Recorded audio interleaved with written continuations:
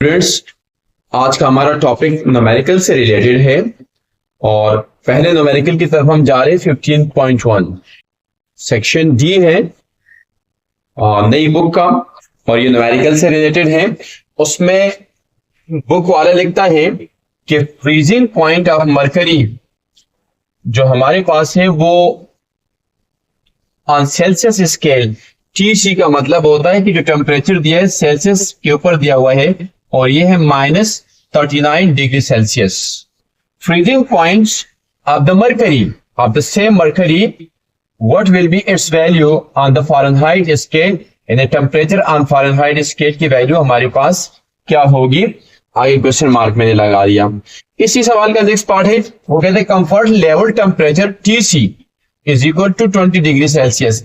यानी Celsius scale के ऊपर जो मुझे टेम्परेचर दिया है वो 20 डिग्री है and I have to convert it into on Kelvin scale.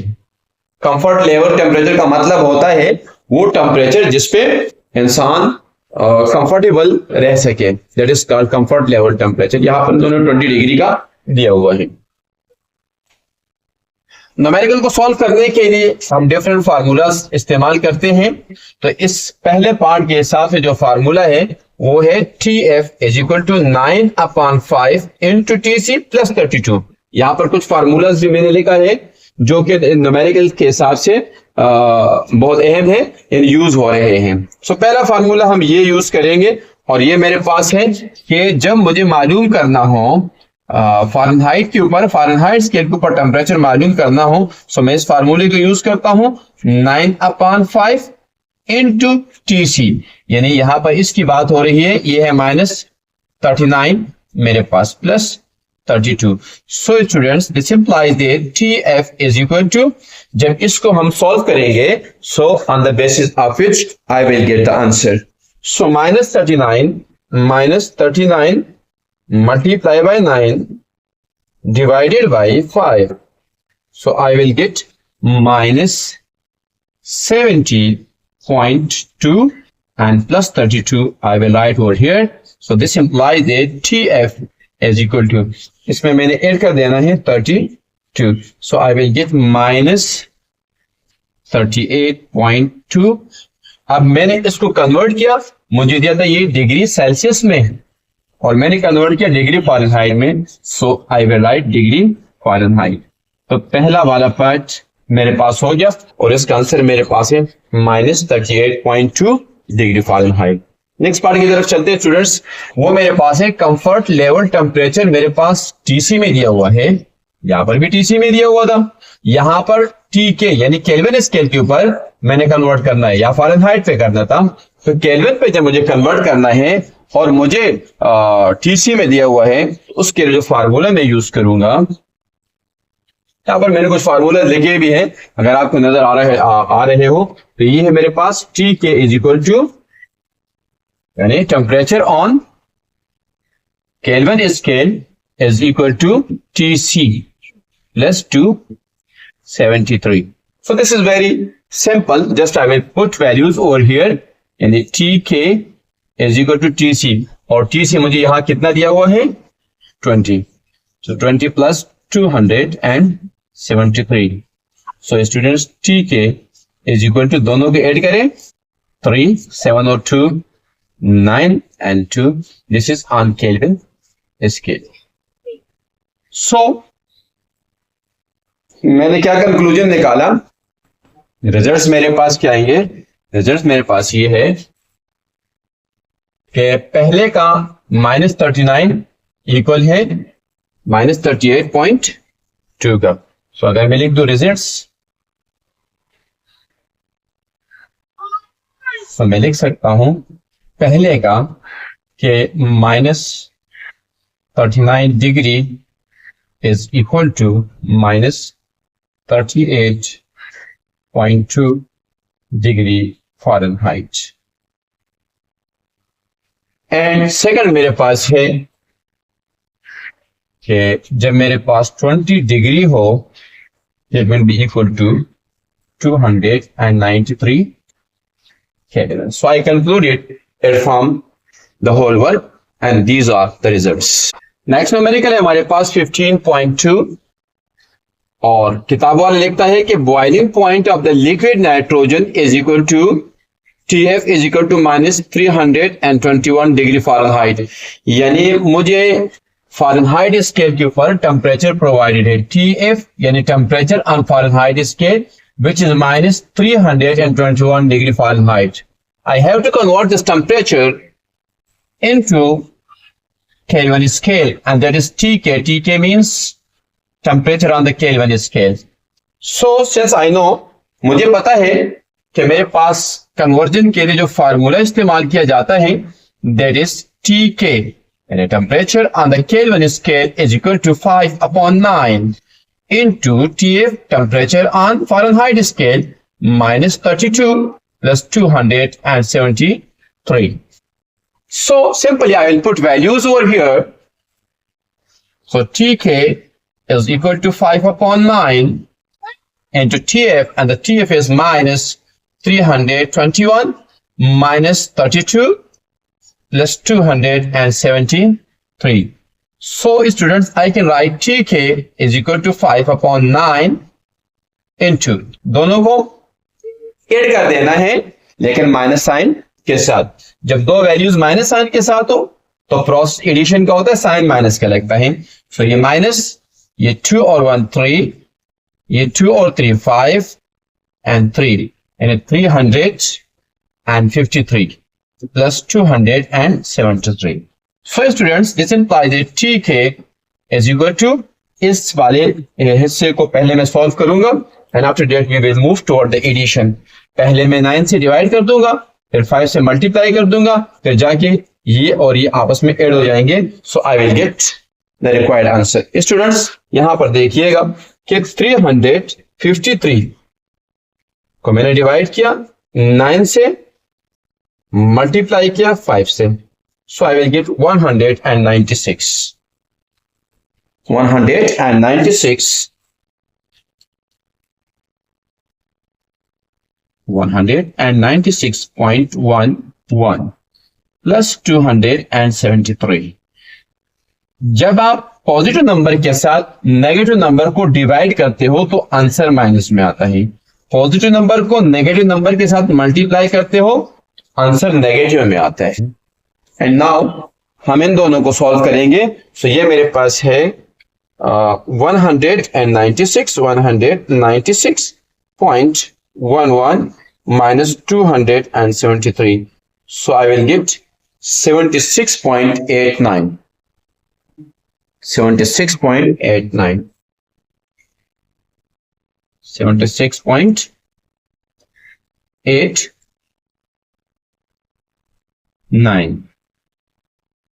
Temperature on Kelvin scale. So I will write over here. Okay. So this is the equivalent temperature of degree Fahrenheit. So बस मैं लिख सकता हूं result में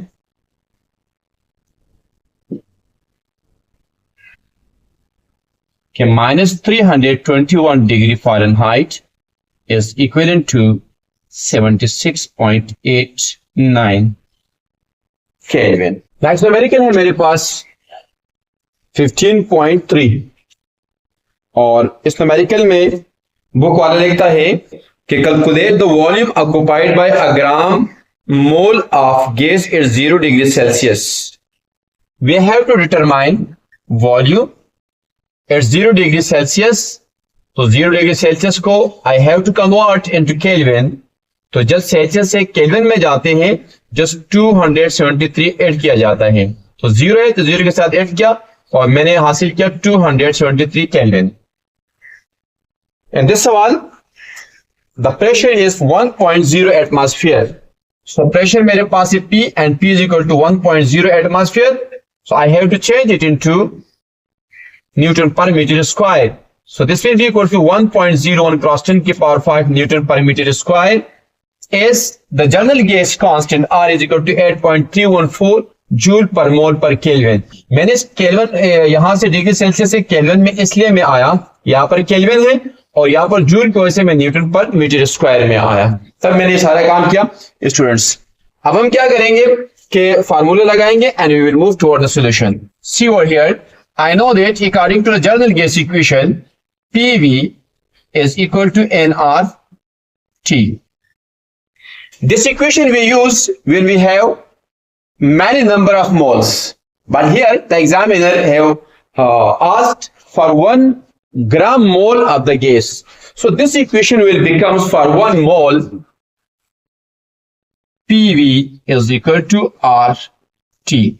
And since I have to determine volume, so I can simplify this equation like this, RT upon P. Now I have to put the values, and this implies that V is equal to R, and the value of R is 8.314 as mentioned over here, into temperature, and the temperature is 273 Kelvin upon, this is the pressure, and the pressure is 1.01 cross 10 की power 5.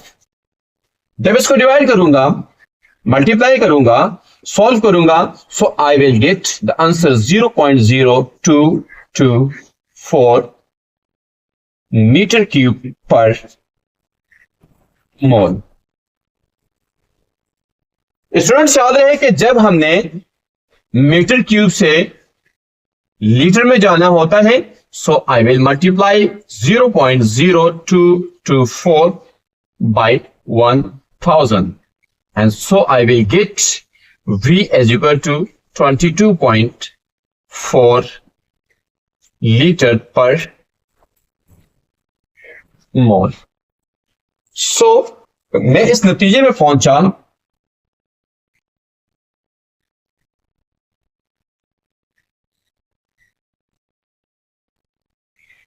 the volume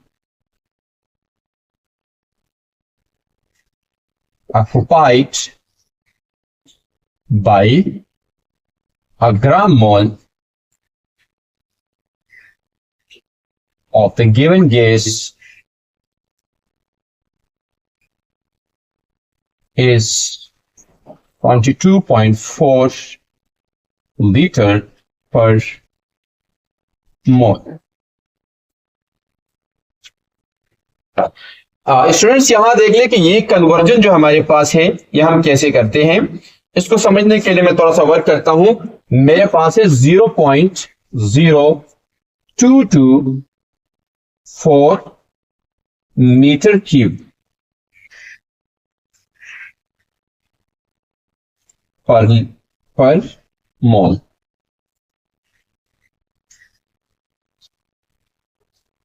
अब जब हमें conversion करनी होती है तो बहुत simple सा तरीका है कि मुझे पता है कि 1 मीटर क्यूब बराबर होता है 1000 लीटर. सो ये मीटर क्यूब के साथ कैंसिल हुआ और ये जाके इसके साथ मल्टीप्लाई हो गया. सो आई विल गेट 22.4, या लीटर बचा है मेरे पास यूनिट में, सो लीटर, और यहां पर मोल बचा है तो मोल. तो ऐसे हम कन्वर्ट कर देते हैं बहुत easily. This is the very easy way how can we convert the units. मेरे स्टूडेंट्स नेक्स्ट न्यूमेरिकल हमारे पास है 15.4, और इस न्यूमेरिकल में बुक वाले लिखता है in air storage tank whose volume is 112 litre. ये हमने एक टैंक कंसिडर किया है और इसका वॉल्यूम, इस टैंक की बात हो रही है, वो है 112 litre. Contains 3 kg of air. इसके अंदर जो गैस है, let us consider the mass of that gas is in 1 and that is 3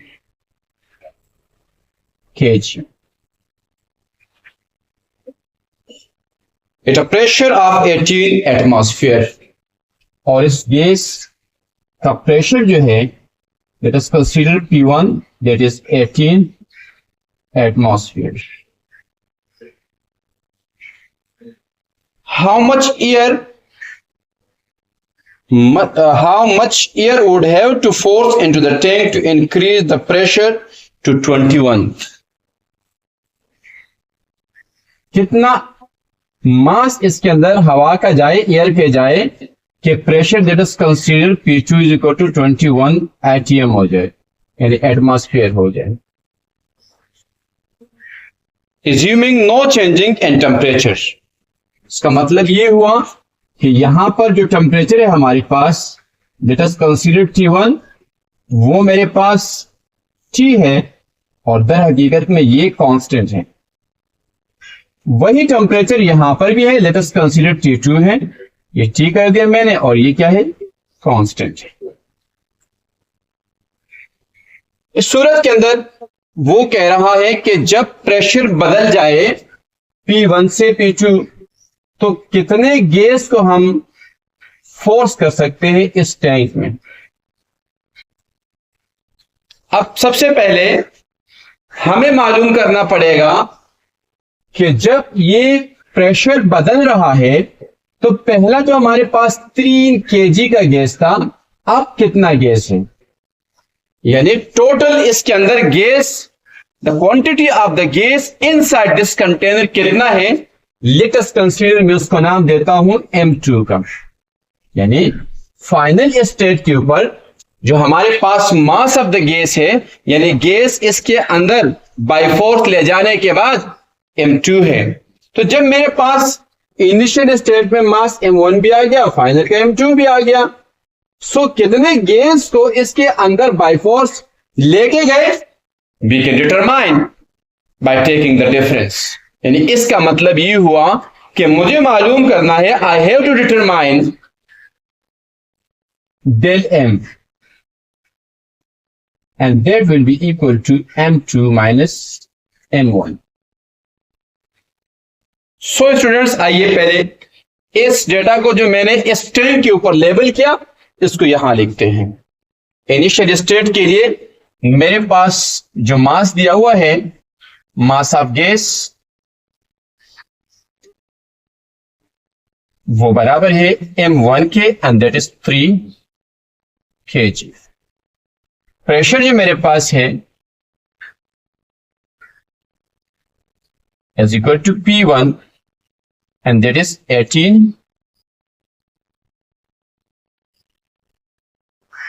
atmosphere, और टेम्परेचर जो मेरे पास है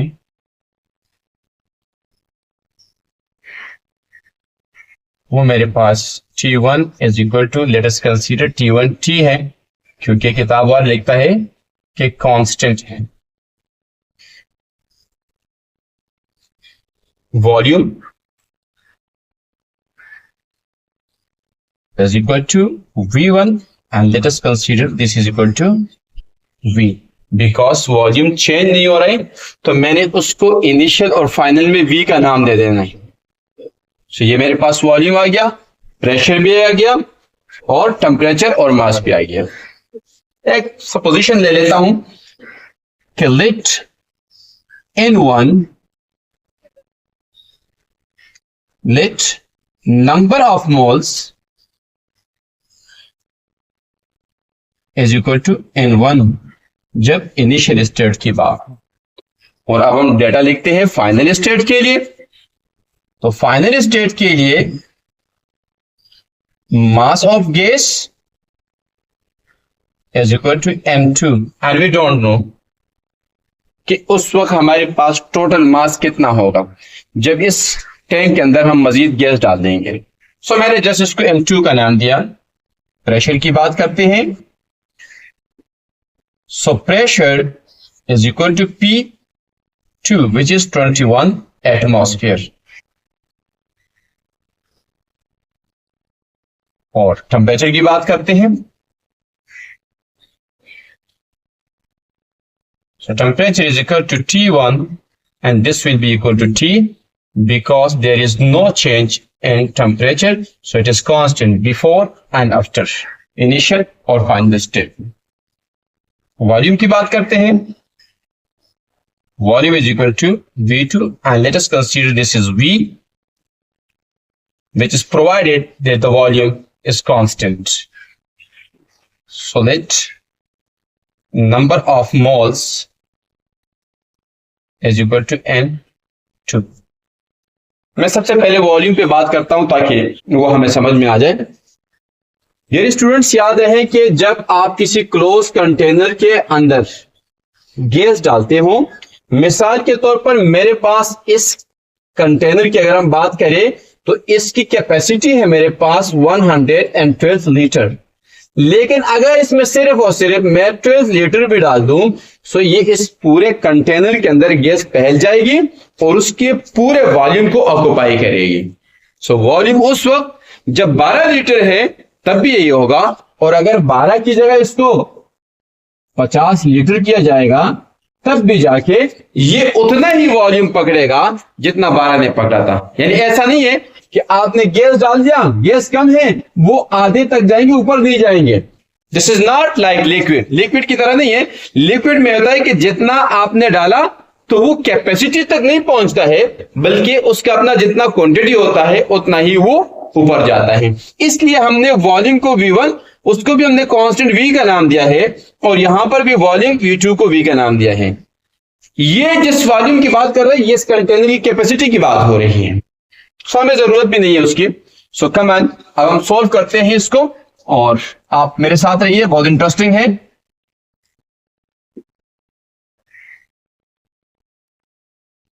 जब मैं इनिशियल स्टेट की बात करूंगा, फॉर इनिशियल स्टेट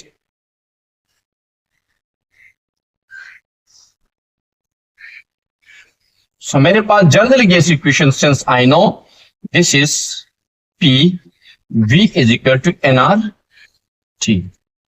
चूंकि हम इनिशियल स्टेट की बात करते हैं तो ये मेरे पास P1 हो जाएगा, ये मेरे पास N1 हो जाएगा, ये मेरे पास T हो जाएगा, T1 है, T हो जाएगा जैसे मेंशन किया हूं, ये मेरे पास V1 है, V हो जाएगा जैसे मेंशन किया हूं। ये मेरे पास equation number 1 for final state.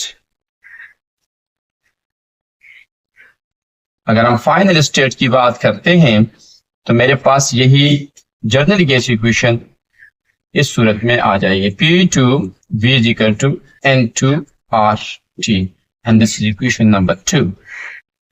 Now students, मैं क्या करता हूं, दोनों इक्वेशंस को आपस में सॉल्व करता हूं।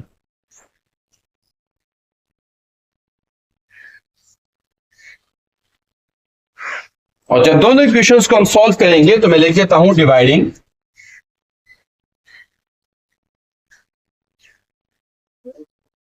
Equation 2 by equation 1। इक्वेशन 2 मेरे पास है P2V, इसका लेफ्ट हैंड साइड, और ये मेरे पास P1V। राइट हैंड साइड मेरे पास है N2RT और इसका है N1RT। यानी जब दो इक्वेशन को हम डिवाइड करते हैं तो रिस्पेक्टिव साइड डिवाइड होते हैं, यानी लेफ्ट हैंड साइड से और राइट हैंड साइड से। सो यहां पर इस V को इस V के साथ, इस R को कांस्टेंट है जनरल गैस इक्वेशन का, काट देते हैं। सो मेरे पास आ जाएगा P2 upon P1 is equal to N2 upon N1, and so this implies that N2 upon N1 is equal to P2 upon P1, and so I can write P2 मेरे पास है 21 और P1 मेरे पास है 18। सो स्टूडेंट्स, जब इनका ratio हम लेते हैं so I will gate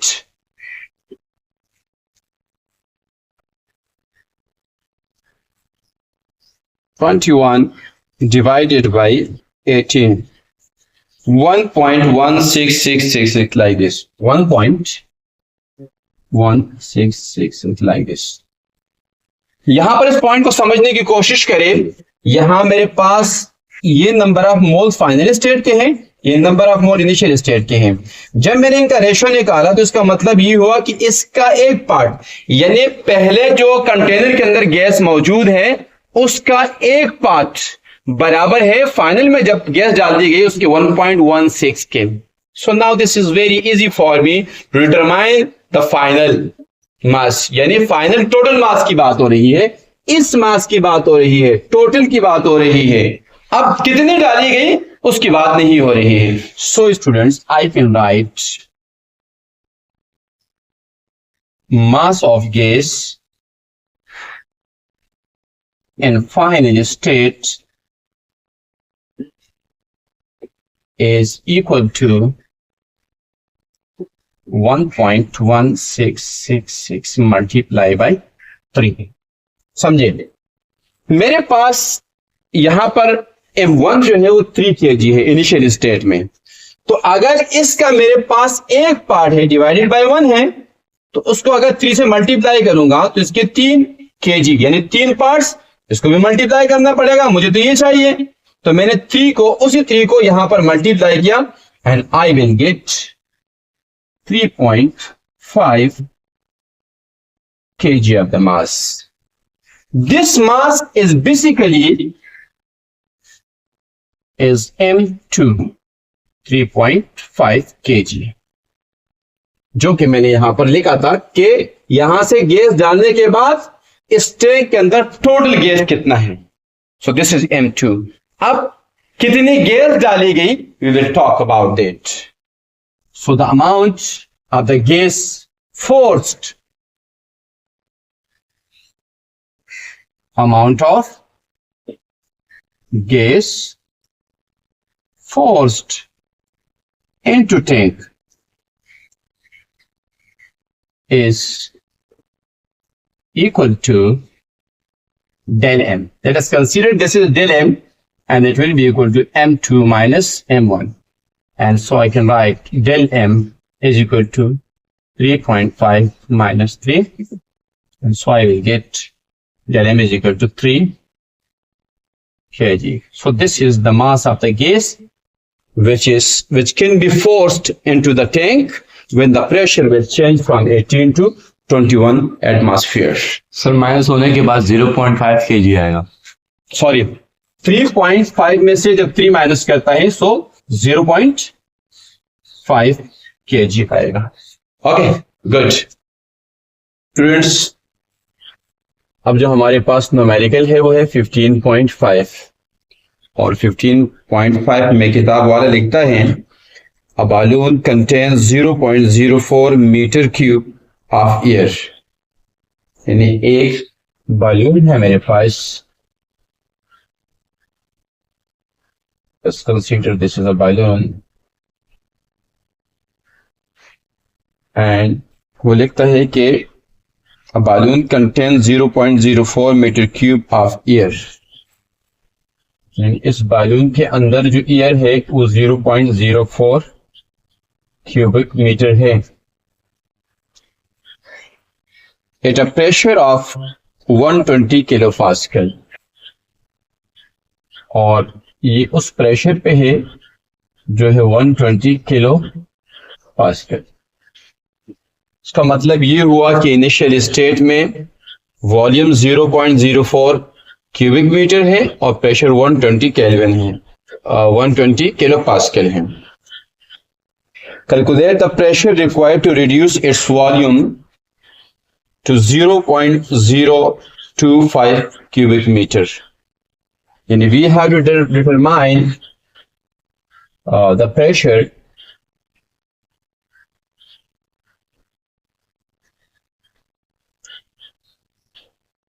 T2 जब वॉल्यूम हमारे पास रिड्यूस हो जाए 0.025 क्यूबिक मीटर। इसका मतलब ये हुआ कि इनिशियल में मेरे पास वॉल्यूम V1 है और सम प्रेशर दिया हुआ 120 किलो पास्कल। उसके बाद वॉल्यूम को रिड्यूस किया जा रहा है तो प्रेशर इंक्रीज हो जाएगा। इस सूरत के अंदर मैं डेटा को यहां पर जो मैंने बालून्स के ऊपर डेटा लेबल किया है यहां लिख देता हूं और लिख देता हूं कि दो स्टेट्स है, इनिशियल और फाइनल स्टेट्स, तो उसके हिसाब से लिख देता हूं। तो initial volume is equal to V1 which is 0.04 cubic meter and initial pressure is equal to P1 which is 120 kilo pascal. मैं इसको चेंज कर देता हूं, 120 किलो पास्कल को पास्कल में लाता हूं तो 120 मल्टीप्लाई बाई 10 की पावर 3 पास्कल। किलो का मतलब होता है 1000, और 1000 को हम 10 की पावर 3 के फॉर्म में भी लिख सकते हैं। फाइनल जो वॉल्यूम मेरे पास है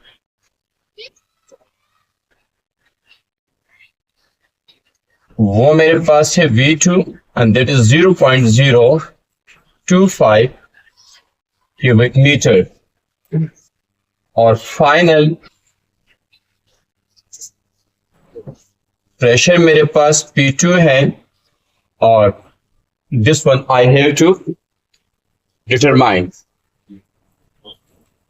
जब इसको हम सॉल्व करेंगे, ये सिंपल सा न्यूमेरिकल है।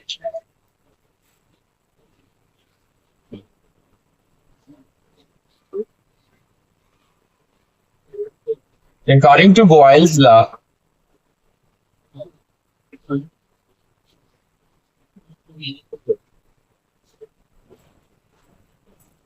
हमें पता है कि P1 V1 is equal to P2 V2।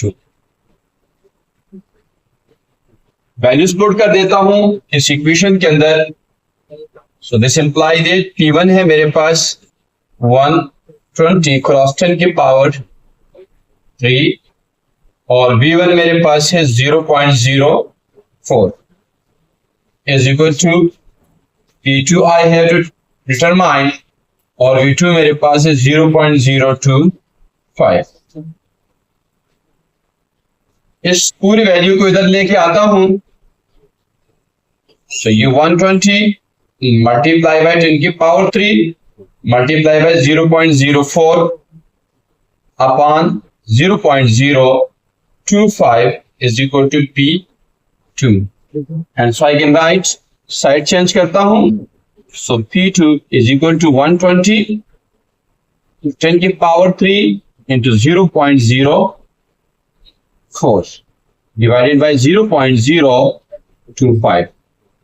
जब इस पूरे को मैं कैलकुलेटर की मदद से सॉल्व करता हूं, so I will get the answer 1.9 cross 10 की power 5 pascal. So this is the final pressure. ये वो प्रेशर है, अगर ये लगा दिया जाए तो बालून का साइज यहां तक रिड्यूस हो जाए। सो मैं रिजल्ट लिख सकता हूं,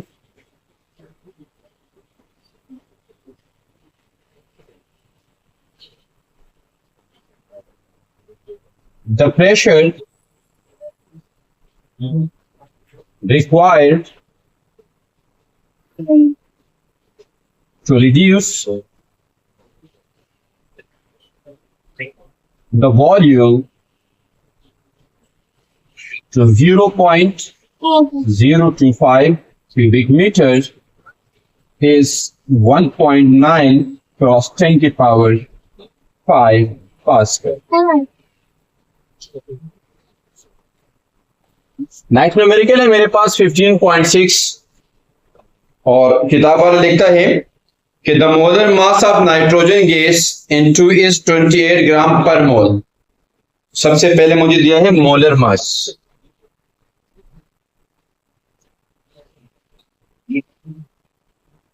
and this is equal to 28 gram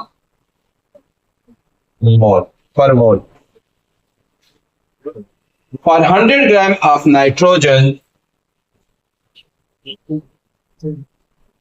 mass of nitrogen gas is equal to m, and this will be equal to 100 gram।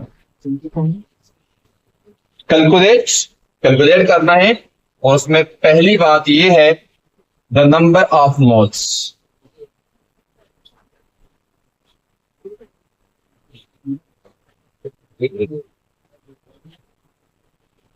और B मेरे पास है the volume occupied at room temperature. Volume occupied B मैंने मालूम करना है, साथ में कंडीशन दी हुई है यानी B पार्ट के लिए, और उसमें वो कहता है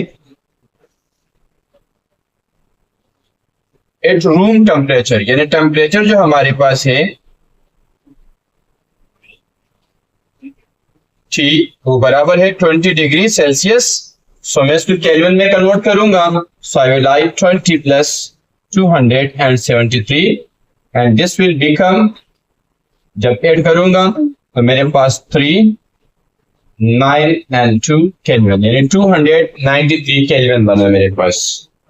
और प्रेशर वो कहता है कि प्रेशर यहां पर सेकंड कंडीशन के लिए है, सेकंड क्वेश्चन के लिए है। इस पार्ट के इस क्वेश्चन के दूसरे पार्ट के लिए प्रेशर बराबर है 1.01 क्रॉस 10 की पावर 5 पास्कल। सो स्टूडेंट्स, अब हम इस पे वर्क करेंगे एंड वी विल सी। सबसे पहला पार्ट हमारे पास है नंबर ऑफ मोल्स से रिलेटेड, कि आप नंबर ऑफ मोल्स मालूम करें। सो ये सिंपल सा पार्ट है। मैं थोड़ा साइड पे जाना चाह रहा हूं। सो मेरे पास क्या होगा कि जब हम नंबर ऑफ मोल्स की बात करते हैं, सॉल्यूशन की तरफ जाता हूं और पहला पार्ट सॉल्व करता हूं। उसमें मैं मुझसे कहा है कि आप नंबर ऑफ मोल्स डिटरमाइन करें। सिंस आई नो, मुझे पता है, और वो पता क्या है मुझे कि number of moles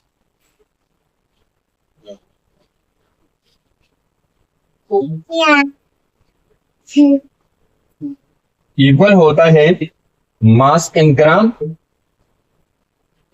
upon molecular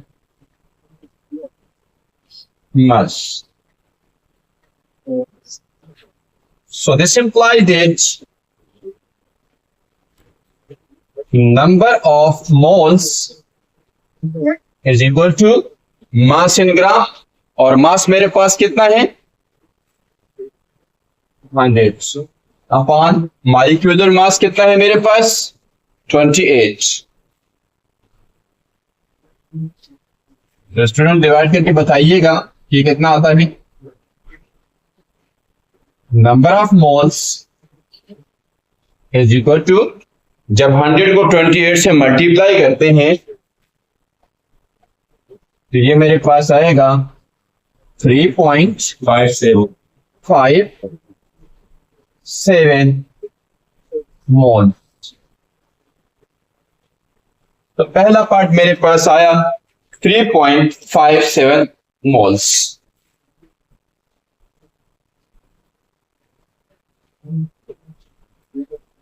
B part में वो हमसे पूछ रहा है कि वॉल्यूम ऑक्युपाइड मालूम करे। तो पार्ट बी करने के लिए we have to find out volume. So यहां पर जो फार्मूला लगेगा, since I know that PV is equal to N RT। ये मेरे पास यहां पे है 1.01 क्रॉस 10 की पावर 5 इनटू वॉल्यूम, और नंबर ऑफ मोल्स मैंने मालूम कर दी ऊपर वाले पार्ट में, दैट इज 3.57, और R मेरे पास होता है 8.314, और टेम्परेचर मेरे पास यहां पर मैंने लिखा था 293। So जब इसको हम सॉल्व करते हैं, so this implies that V, यानी the volume occupied is equal to 3.57 into 8.314 into 293 upon 1.01 cross 10 की पावर 5। स्टूडेंट्स बताइए वॉल्यूम कितना आ जाएगा जब इस पूरे को सॉल्व करेंगे? 0.085 0.085 क्या मीटर क्यूब आएगा। cubic meter. So this is the volume occupied. So मैं लिख सकता हूं as a result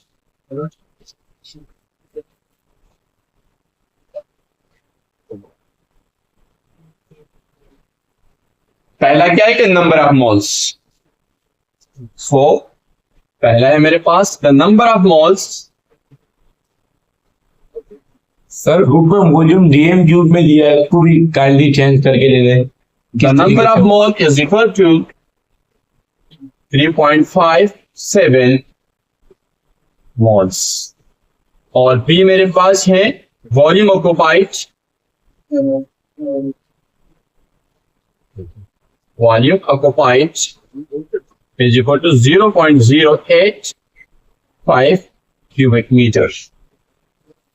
अब अगर बुक के अंदर क्यूबिक मीटर को चेंज किया है तो चेंज करने के लिए हम क्या करेंगे कि यहां पर एक सिंपल से कन्वर्जन वाला प्रोसेस करेंगे। यहां देखिए स्टूडेंट्स, और वो मेरे पास है 0.085 क्यूबिक मीटर।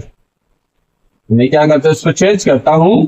मुझे पता है 1 क्यूबिक मीटर बराबर होता है 1000 dm क्यूब के। सो स्टूडेंट्स, ये मीटर इसके साथ कैंसिल हुआ, और जब मैं इसको यहां मल्टीप्लाई करूंगा 1, 2 and 3, so I will get 85 dm cube.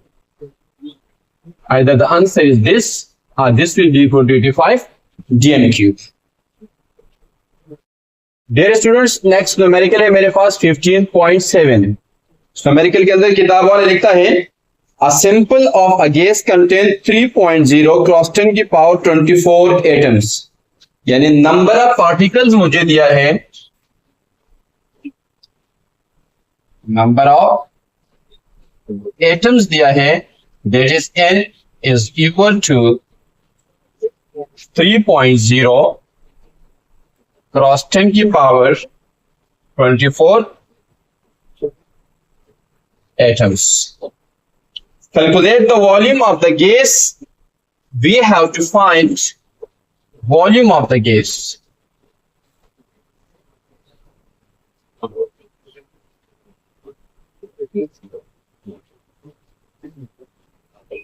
Its temperature of 300 Kelvin.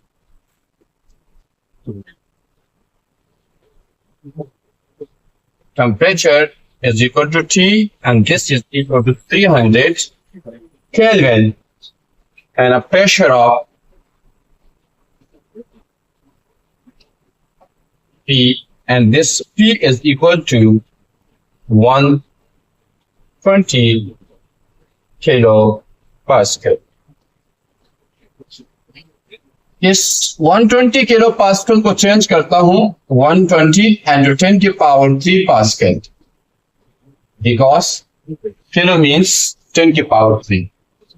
और इसको अभी हम सॉल्व करने की कोशिश करेंगे स्टूडेंट्स। सो यहां पर हमारे साथ रहिए, बहुत सिंपल सा है। सॉल्यूशन की तरफ जाता हूं। सो यहां पर मैं लगाता हूं, since I know that according to the general gas equation PV is equal to N RT। P मेरे पास अगर वैल्यूज पुट करता हूं तो ये है 120 क्रॉस 10 की power 3। V I have to determine, और यहां पर मुझे N प्रोवाइडेड नहीं है।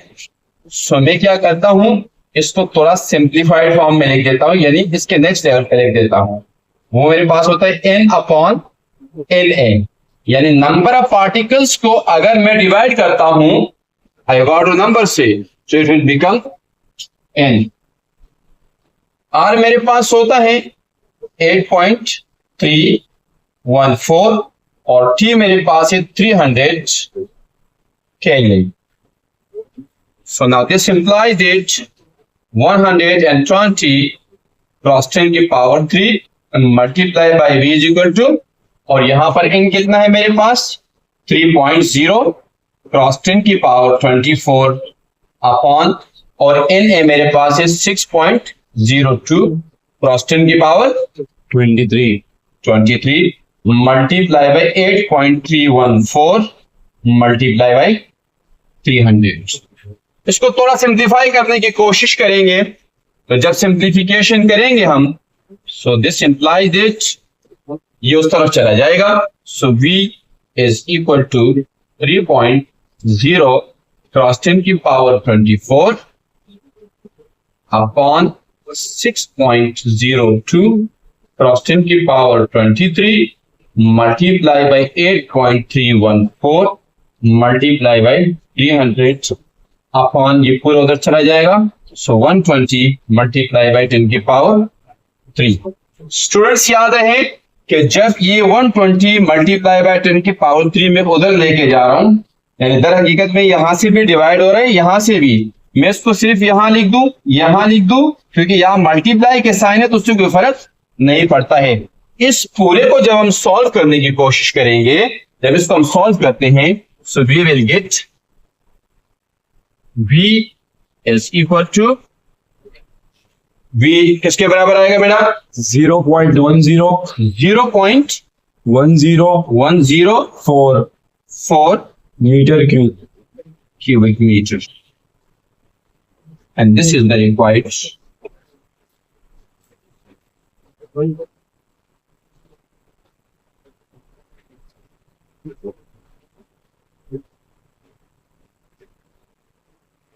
The volume of the gas is 0.104 cubic meter. The next numerical is 15.8. Calculate the root mean square speed of hydrogen molecule. हमें मालूम करता है root mean square speed of hydrogen molecules. It's 0 degree Celsius. जब हमारे पास temperature T बराबर है 0 degree Celsius and it will be equal to 0 degree Celsius kelvin में बराबर होता है 273 केल्विन एंड 1 एटमॉस्फेयर प्रेशर। और प्रेशर मेरे पास क्या है? Pressure is equal to P and this is 1 atmosphere. It means this will be equal to 1.01 cross 10 की power 5 Pascal. The density of the hydrogen is, assuming hydrogen to be an ideal gas, the density of the hydrogen is, density मेरे पास बराबर है rho and its value is 8.99 cross 10 की power -2 kg पर cubic metre. ये भी एक छोटा सा सिंपल सा न्यूमेरिकल है स्टूडेंट्स। तो यहां पर बोर्ड की तरफ देखिएगा, जब हम सॉल्यूशन की तरफ जाएंगे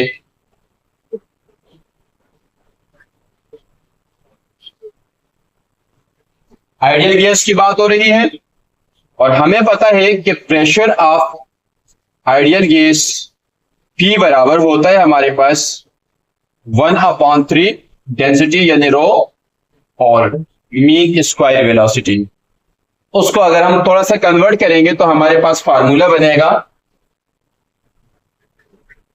sense from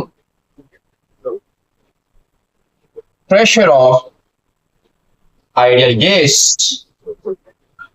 I know that root mean square speed is equal to under root 3p upon rho mean density.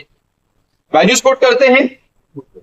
So VRMS is equal to under root 3 अपनी जगह पर और P मेरे पास है 1.01 क्रॉस 10 की पावर 5 अपॉन रो और रो मेरे पास है 8.99 क्रॉस 10 की पावर -2। स्टूडेंट्स इसको अगर हम सॉल्व करते हैं तो मेरे पास आएगा root mean square speed is equal to 3 into 1.01 into 10 की पावर 5 अपॉन, मैं इसको राउंड अप करके 9 ले लेता,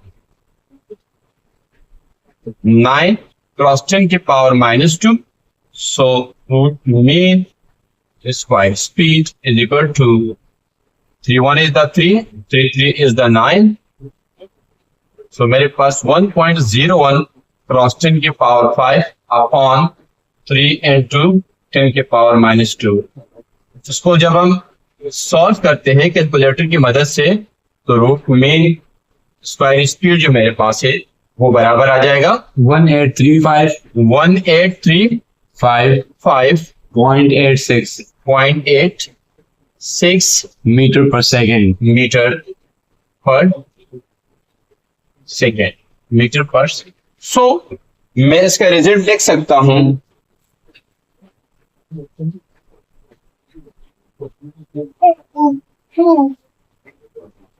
the root mean square speed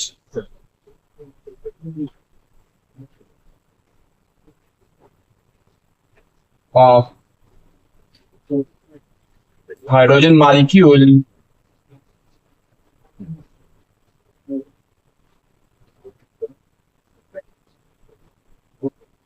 is equal to 1835.86 meter per second.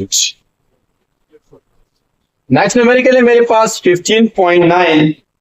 Calculate the root mean square speed of hydrogen molecules at 500 kelvin.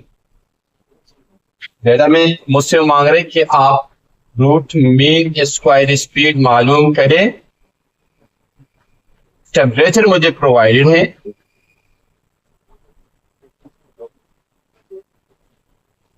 And this is equal to T is equal to 500 Kelvin. Mass of proton भी दिया है.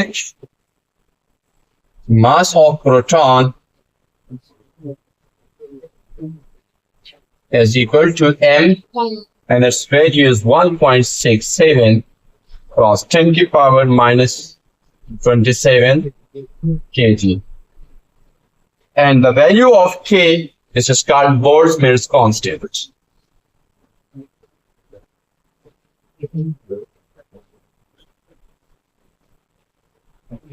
is equal to K, and this K is equal to 1.38 cross 10 की power -23 joule per molecule Kelvin.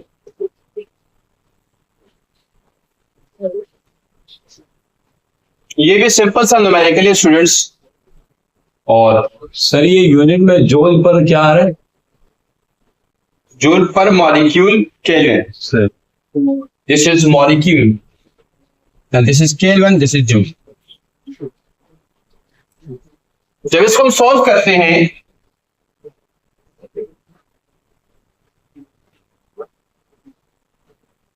Since I no, मुझे पता है कि root mean square speed बराबर होता है under root 3kT upon m. ये इक्वेशन हमने पढ़ी थी, अगर आप लोगों को पिछली वीडियो में आपने देखा हो, काइनेटिक एनर्जी और टेम्परेचर के दरमियान जब हमने इंटरप्रिटेशन की. So just I have to put the values and we'll solve the numerical like this. So this implies that Vrms is equal to 3 into K, and K here is 1.38 cross 10 की power -23 and T is 500 upon M. यहां पर मेरे पास mass of 1 proton ये है, but यहां पर hydrogen molecules की बात हो रही है. सो मेरे पास दर हकीकत में जो टोटल मास आएगा, यानी एक मॉलिक्यूल के अंदर 2 होते हैं, 2 प्रोटॉन होते हैं. So I will write 2 into 1.67 cross 10 की power -27 kg. I mean, if I will write it m dash and this one is n, ये वैल्यू यहां पुट करता हूं, सो मेरे पास आ जाएगा 2n2 1.67 क्रॉस 10 की पावर -27। इसको जब हम कैलकुलेटर की मदद से सॉल्व करेंगे, so VRMS is equal to, so I will get what value, students? 2489 2489 149 14.49 one नहीं आएगा सर। 0.49 मीटर पर second. meter per second. So this is the VMR value of the molecules of hydrogen. Dear students, next numerical है 15.10। इसका पहला part यानी A है, determine the average value of kinetic energy of particle of an ideal gas at 10 degree Celsius and at 40 degree Celsius। इसका मतलब ये हुआ कि हमें एवरेज काइनेटिक एनर्जी मालूम है, average kinetic energy H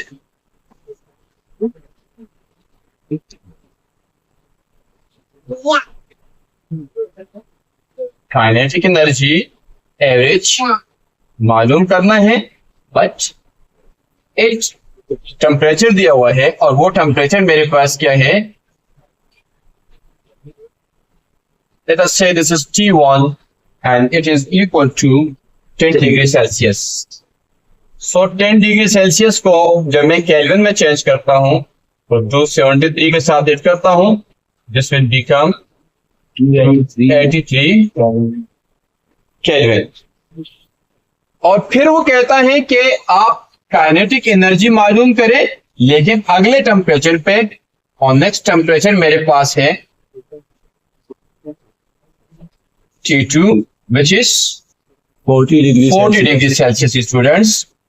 So 40 less 273 is equal to, ये कितना बन जाएगा? 313 Kelvin. Now we have to find kinetic energy at a temperature of 10 degree and at 40 degree. ये पहला पार्ट है इसका। इसका सेकंड पार्ट है, यानी ये मेरे पास A है, मैं इसके साथ A लिख देता हूं। B है, what is the kinetic energy per mole of an ideal gas in this temperature? यानी इसका मतलब ये हुआ कि जब आप काइनेटिक एनर्जी एवरेज मालूम करते हो एट टेम्परेचर T1, तो आपके पास वो कहता है what is the kinetic energy per mole, kinetic energy average on this temperature per मोल मालूम करें।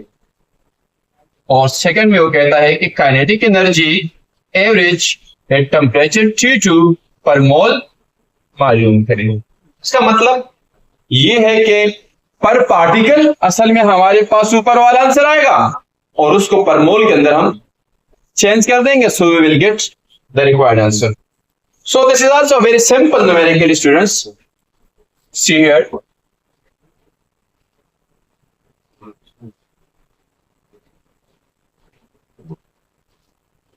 since I know that kinetic energy average is equal to 3/2 kT, so मैं काइनेटिक एनर्जी एवरेज मालूम करता हूं 8T1, so I will write 8T1 यानी 4T1 या 8T1, so I will get kinetic energy average is equal to 3/2 K, और K मेरे पास कितना है स्टूडेंट्स? K मेरे पास कितना है? 1.3H 1.38 क्रॉस 10 की पावर -23। और इस K को क्या कहते हैं? Boltzmann constant. Boltzmann constant. और उसके बाद टेम्परेचर मेरे पास यानी T1 ऊपर क्या है? 283 Kelvin।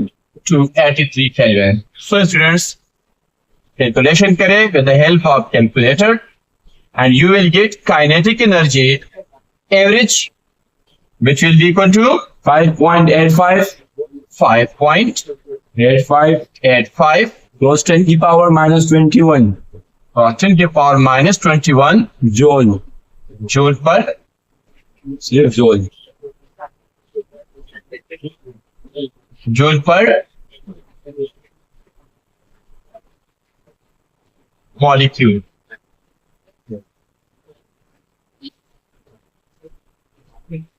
अब हम T2 के ऊपर जाएंगे और T2 के ऊपर वर्क करेंगे। सो इट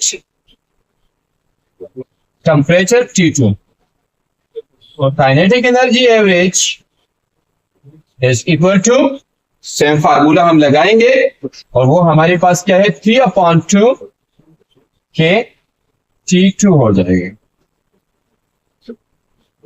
यहां पर हमने T1 का यूज किया था, मैं यहाँ T1 कर देता हूं जनरल फॉर्म से और यहां पर T2 कर देता हूं सिर्फ डिफरेंशिएट करने के लिए, डिफरेंट टेम्परेचर रखने के लिए। Kinetic energy average is equal to 3/2 और K की वैल्यू जैसे हमने यहां पुट की थी स्टूडेंट्स 1.38 cos 10 की पावर -23 और T2 मेरे पास क्या है 313 केल्विन। केल्विन।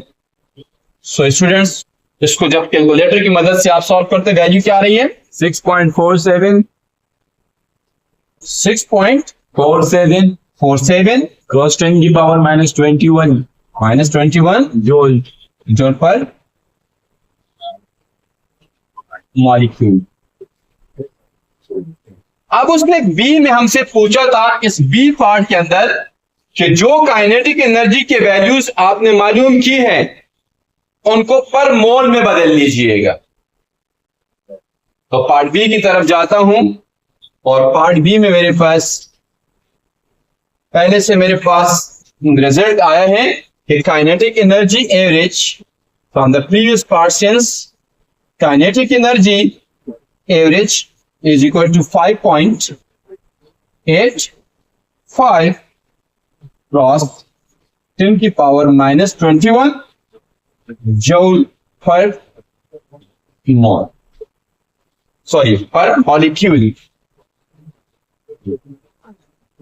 अब स्टूडेंट्स इसको चेंज करने के लिए हम क्या करेंगे, we have to multiply it bye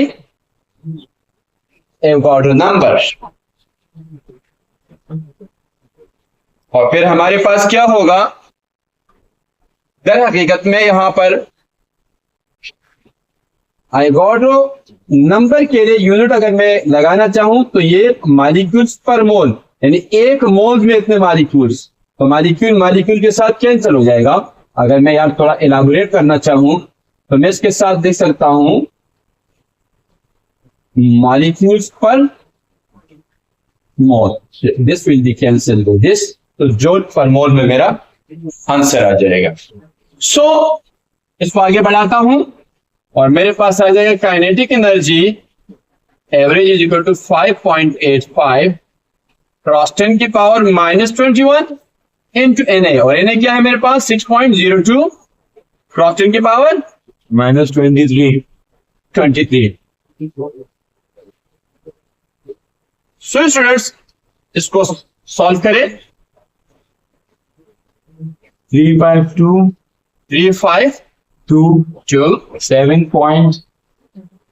7.59 joule per mole.